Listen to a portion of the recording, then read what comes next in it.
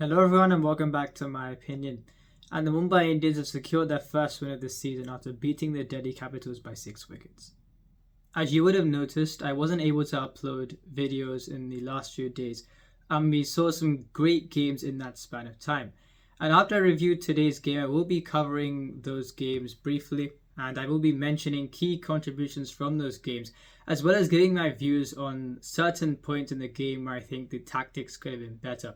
And from a previous video, as you may have seen, I felt that so far across the board, the tactics employed in this competition have been very average.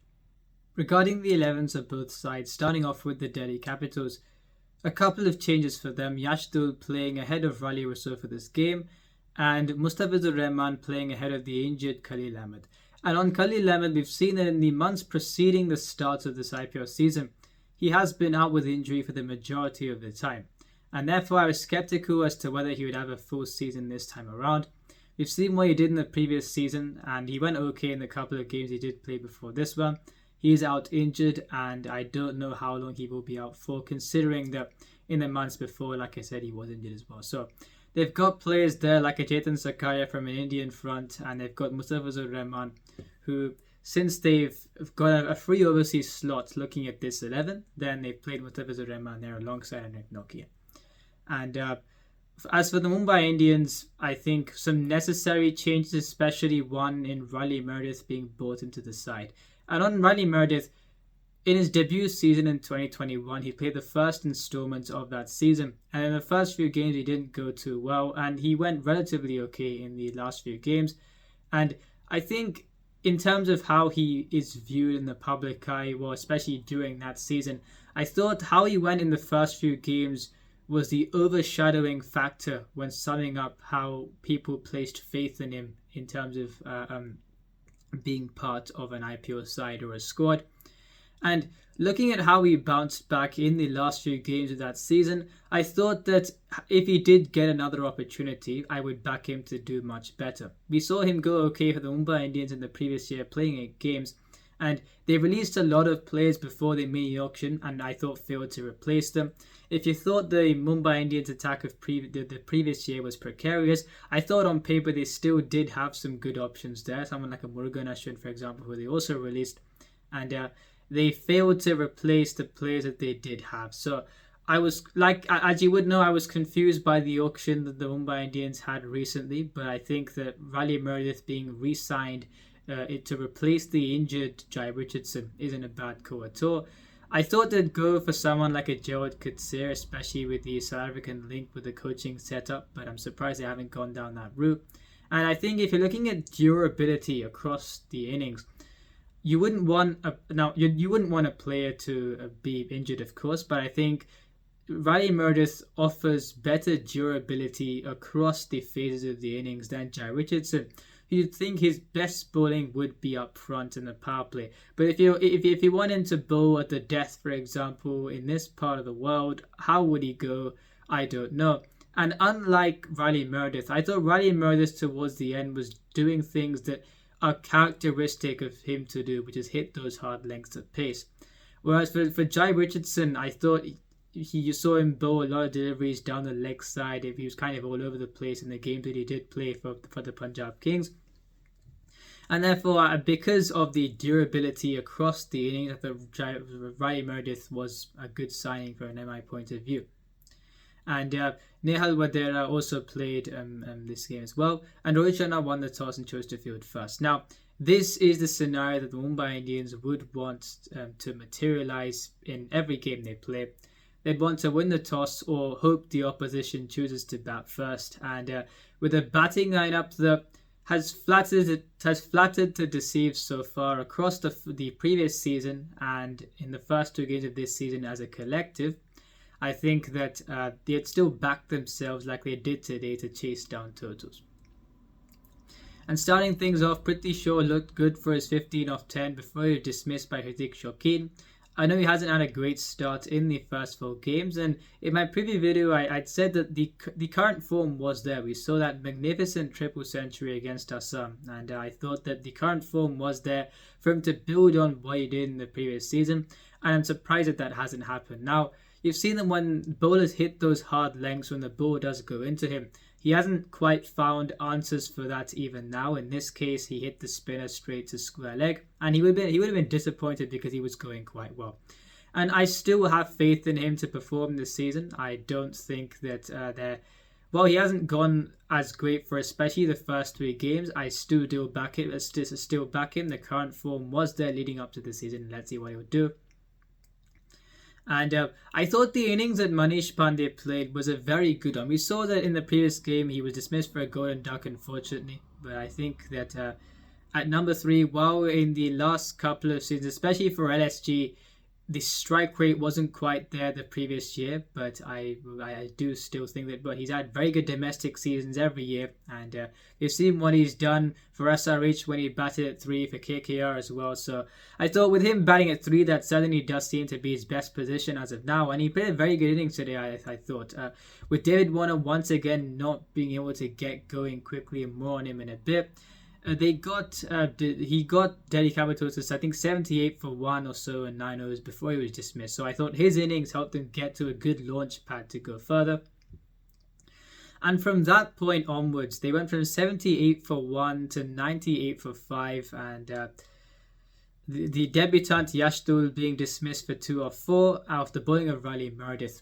And we saw Piyush Chawla, how well he bowled today, the star of the show for the Mumbai Indians, 3 for 22 in his 4. And 2 of the wickets that he dismissed were, he dismissed 3 players during this phase. Manish Pandey first off, with also Rovman Powell, who we've seen isn't such a great player as spin, especially wrist spin, and Lalit Yadav, who wouldn't be too happy with his shot. So I think the Mumbai Indians getting those wickets in that phase was vital for them to come back into the game at that point in time. And I said this in my preview, but you're looking at this Delhi Capitals roster and you're thinking, if Prithvi Shaw doesn't perform, who are the Indian batsmen that I can look to? Yes, Manish Pandey played well today. They'll be looking for him to cement that spot at number 3. But you're looking at the other players and you're thinking, right, they've got some potential there. You've got a Yashdul who's only just started off in his IPL career, of course.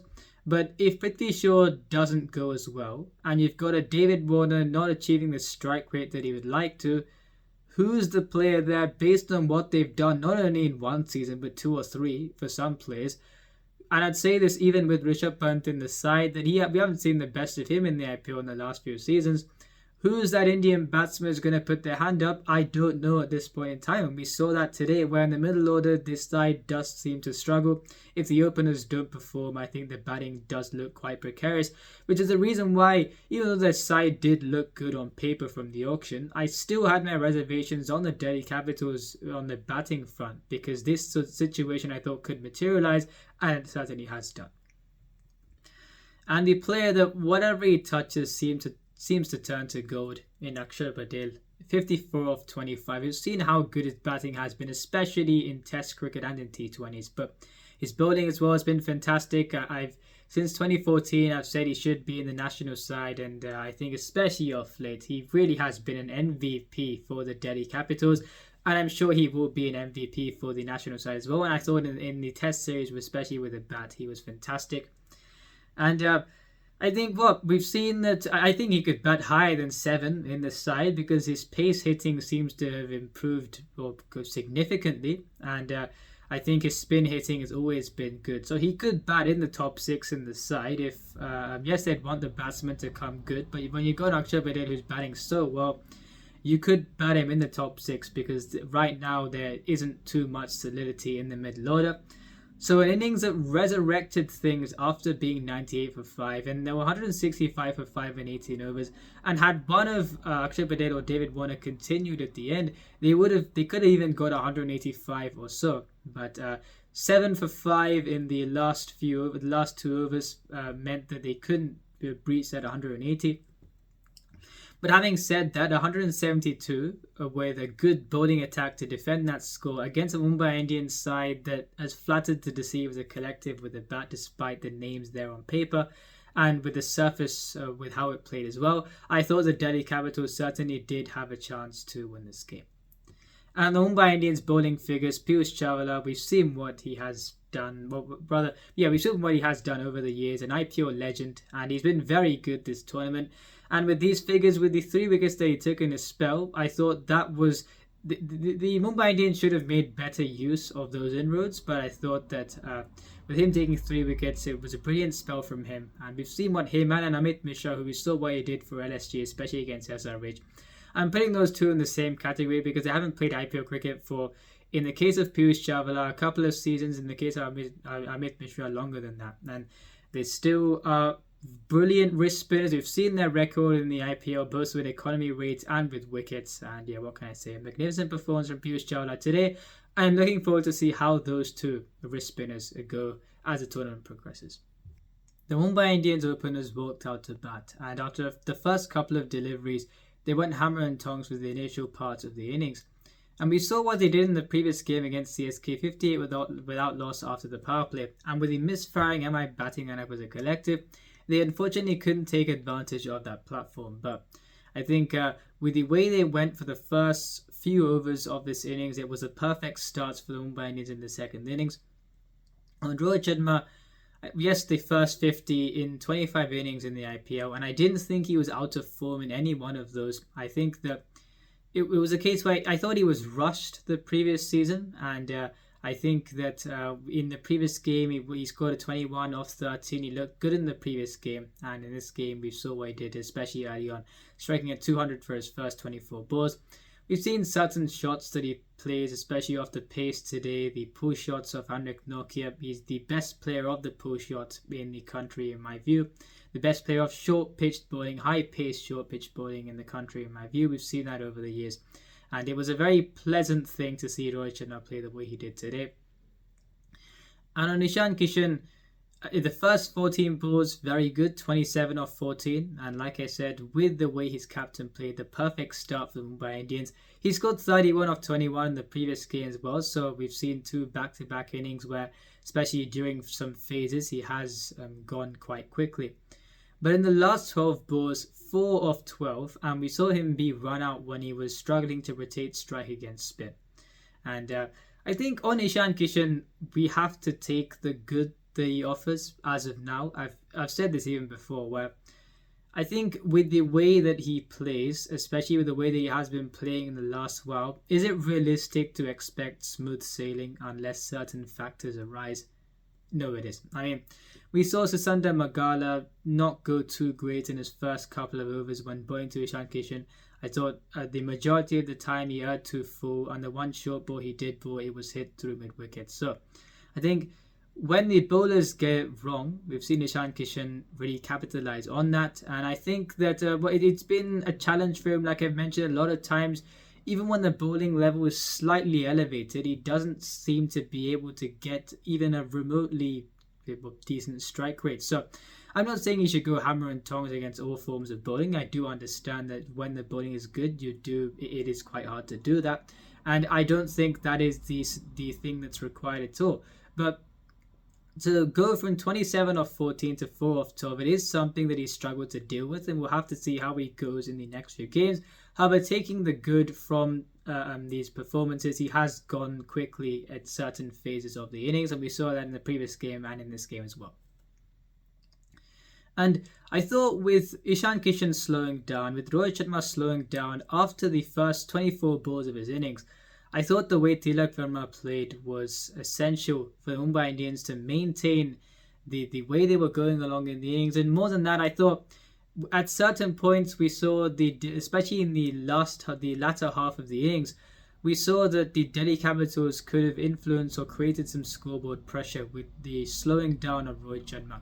And even though Tilak Verma got a couple of boundaries early on, I think he was on 23 of 20 at one stage. And in the over of where Mukesh Kumar bowled his second over, he got to 41 of 29 after hitting a few boundaries. And like I said, he has been knocking on the door in terms of India selection, averages 56 in list day cricket, and we've seen how good he has been in T20s as well. If he continues in this fashion, and even now, if he has a good IPL season this time around as well, I'm sure he will be included in the squads. And I hope that he continues to have a very good season. And his innings, like I said, striking at 140 odd when the players around him were slowing down in terms of the openers. I think that it was an innings that was vital in keeping Mumbai Indians in kind of on track to complete the chase. And I thought that, okay, after him being dismissed, then we saw Suryakumar Yadav be dismissed for a golden duck. Now, I reiterate, he is not out of form. You've seen the ways he's been dismissed. The previous game, caught down the leg side. This game, a shot that's got him a lot of runs, but caught on the boundary. I don't think he's out of form at all. I would still put him as the best T20 batsman in the world. And I think it's just a case where he has been unlucky. I think that I hope he doesn't let things get to him too much. I don't think he will. But it just shows that I think for someone that was going so well, even before the 3 games that he played against Australia, I think that there isn't really too much of a need to panic in terms of form. I just think he is unlucky and he'll be looking for that luck to turn around. So I have no worries on Suryakumar Yadav at all. I think he's a fantastic player and walks into number 4 in T20s, in 3 or 4 in T20s in any side. So I'm sure he will bounce back at some stage. I think when the luck goes his way, we'll see the kind of player that he has been in T20s in the last, especially the last 2 years. Mustafizur Rahman dismissed Rohit Sharma when the score was on 143, and this was after the wickets of Tilak Verma and Suryakumar Yadav fell. And we saw him slow down from being 48 of 24 to 65 of 45, and he wouldn't have wanted to be dismissed at that point in time, especially after a few dot balls in the Mustafizur Rahman over.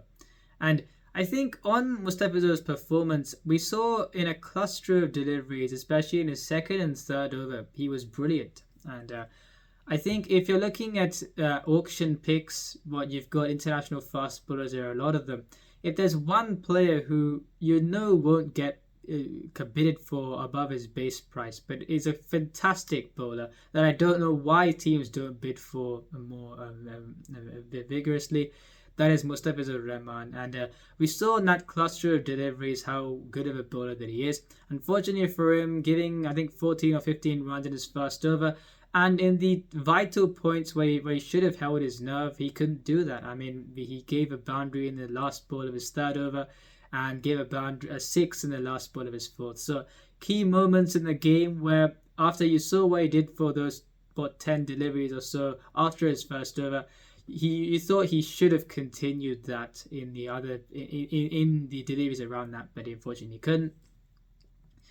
And I know Cameron Green hasn't done much in the first 2 games, and I still think him being signed for that amount of money, which isn't his fault, but that amount of money in the best and toughest T20 league in the world is a bit of a stretch. Apart from the innings against India, he hasn't done much with the bat or the ball in his T20 career so far. Having said that, 17 of 8 today, I thought he played quite well. He got a boundary off his first ball, and the 6 really 17 of 8 in that context in the context of the game when he did 30 of 19 balls, I think, to win when he walked out to bat. It was quite a good innings from him in those 8 balls, and this is the kind of thing where he'd be looking to get a confidence from this kind of a performance. I thought they batted him in the right position in this game, where I thought they shouldn't disrupt the top 4 that they established in the previous season. And with Cameron Green and Tim David at 5 or 6, I think that is the way that they should go in terms of structuring this batting lineup. But I thought 17 of 8 was a good contribution from him today with the bat. And on the Delhi Capitals bowlers, you saw the finger spinners in Lalit Yadav and Akshay Patel go for 43 runs in their 8 overs combined. And we saw, after how well Akshay Patel went with the bat, a brilliant bowling performance from him. Amrik Nokia, yes, none for 35 in his 4, was expensive in his first over. And even in his first 2 overs, I think gave 24 runs in his first 2.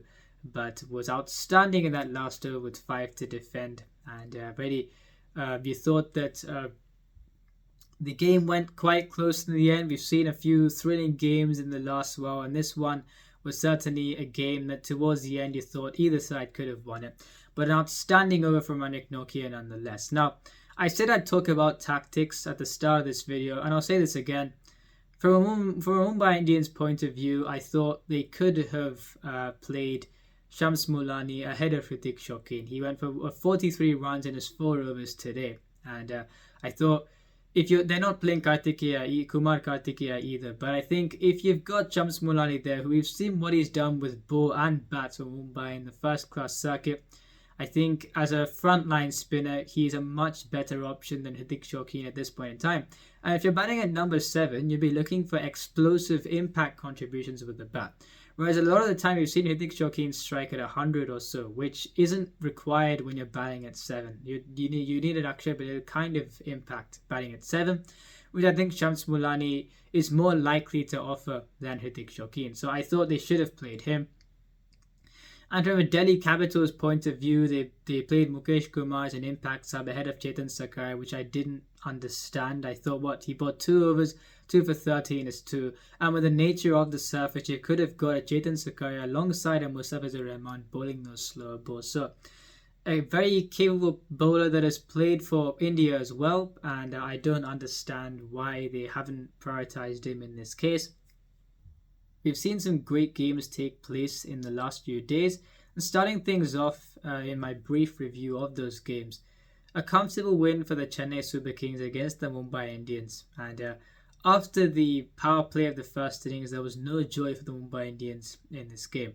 I said in my short that I uploaded just before the game started that I would have preferred if CSK did bat first, but at the same time, with the misfiring nature of the semi lineup as a collective, I did expect a collapse even if CSK did both first, and in the end that did happen. A superb innings from Ajinkya Rahane of 61 of 27, and I feel there's been a wrongful rhetoric that's emerged regarding his T20 game in the last few years. We've seen that in IPL 2019, where he opened for the Rajasthan Royals in a full season, he had quite a good year. In the 2 seasons with the Delhi Capitals, I thought that he didn't get an opportunity most of the time, and when he did play, they batted him at 3, which is not the way you use Ajinkya Rahane in a T20 side. Yes, he batted at 3 in this game, but with the early wicket of Devon Conway lost in the first over itself, he did have a lot of time when he walked out at 3. And I think that for KKR, a couple of good contributions, mostly in the first game, but with the 44 that he got. But apart from that, didn't do too much. And he's gone back to first-class cricket, averaged 54 after being excluded from the Indian side, which I think, like I've said before, he should not have been excluded. And I think I expected him to do well whenever he did play in this season, and a great signing, I thought, by CSK at base price. And we've seen on good batting tracks, we've seen in the power play that he has gone quite aggressively, and he did do that once again in this game, taking 23 off Arshad Khan. And I was very happy to see him play this way. I hold very high regard for him as a player, and I think players like him and Mayank Agarwal, yes, they have these skills as well, and at face value as a viewer, they just seem to be very good people that you wish to succeed, because they've got the cricket skills and smarts as well as they've got, of course, the demeanor, the disposition that you just feel that you'd want them to do also. I think that that was on him. I really enjoyed his innings, and I don't know whether he'll play every game for the next few games, especially if they play in Chennai, but I think on tracks that are more batting friendly, I think if they play in a Bangalore pretend, then they could go down that route of playing, and I'm sure he'll do very well. We saw a thrilling game take place between the Gujarat Titans and the Kolkata Knight Riders. And regarding the finish to the game, we've seen cases where teams have required consecutive sixes to win the game, and I think, in my view, I've seen players get about 2 out of the ground before maybe the next 2 deliveries they don't get out of the ground and the game is done then and there. But in this case, to continue that for the 5 deliveries and get 41 off the last 8, I thought after dealing in singles and dots for the first part of his innings, a terrific effort from Rinku Singh, a more than terrific effort from Rinku Singh. I don't think we'll see a finish like this for quite some time. And you've seen how good of a player he is in domestic cricket. And off late for KKR, we saw the innings against LSG in the last game of their season in the previous year. And in this season, I'm expecting him, especially with the 2 innings that we've seen from him so far, the innings against RCB alongside Shardul Thakur, and also in this game where he just pulled victory out of the jaws of defeat for his side. So I'm expecting him to have a very good season at this point in time and play impact innings for his side. And in these first 2 games out of 3, he's done exactly that. So really well done to him. And for KKR, I've said this even before, where I'm not convinced by their batting. Yes, we saw Venkatesh Iyer come back to form in the last in the couple of games, and I think that will be vital for them this season. And I think you've got a case where Shardul Thakur and Rinku Singh have rescued them with a bat in these last 2 games. And in this game, after a hat-trick from Rashid Khan, I thought the game was done then and there. But we've seen some miracles be affected by Shardul Thakur and Rinku Singh in this game. And they've got a bowling attack where if you've got the runs on the board, you'll back them to defend the score more often than not. So I do believe KKR have been fairly hastily written off from the start, like I mentioned in my previous video. I do feel that if the batting goes well, you can certainly put them in the race to qualify for that top 4. And we saw Vijay Shankar play very well this game, 63 of 24. And I think we've seen that he's been in great form in domestic cricket, 3 centuries in his last 4 games, and he got some 20 yards in the first 2 games. And in this game, I did not expect him to go this well, but we've seen the last time he did something like this was for the Delhi Capitals, where, yes, the game was lost against CSK, but he still scored 17 runs off the last over, scoring 53 of 31 in that game and remained unbeaten. So he does have the skills to play that role. We saw that come to fruition in this game, and he played a brilliant knock in this game. Rahul Tripathi is scoring, I think, a 74 against the Punjab Kings after a 99 from Shikhar Dhawan that carried his side to 143. And in the latest game before this one, a thrilling contest between RCB and LSG. We saw how that game finished up, and a high-scoring encounter in Bangalore. I thought that with how things started off for LSG in the second innings, yes, I thought they have the players to get there, but 105 for 5, they really were cutting it close with their batting depth. But we've seen how good form Nicholas Puran has been in the T10 and also off late since then, I think.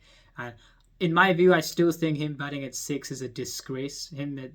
He's scoring at 62 off 19 balls. You may, on paper, think, right, him at 6 is working, but I still think he's best optimized batting in the top 3 or 4, and then and LSG batting Krunal at 4 when you're chasing 213, it just didn't make sense to me at all.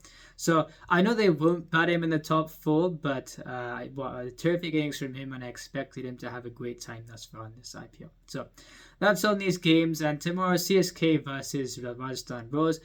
It's happening in Jaipur. I do think since it is at home, CSK have the edge. And of course with the Rajasthan Royals spinners as well, and Ashwin and Chahal, we'll see how they go as well. But I hope CSK, if they win the toss, choose to bat first. Rajasthan Royals are the best bat first team in this competition and are nowhere near as good when chasing a score. So I hope CSK win the toss and choose to bat first, and let's see where the game goes from there. But if CSK bat first especially, I think they should get the job done.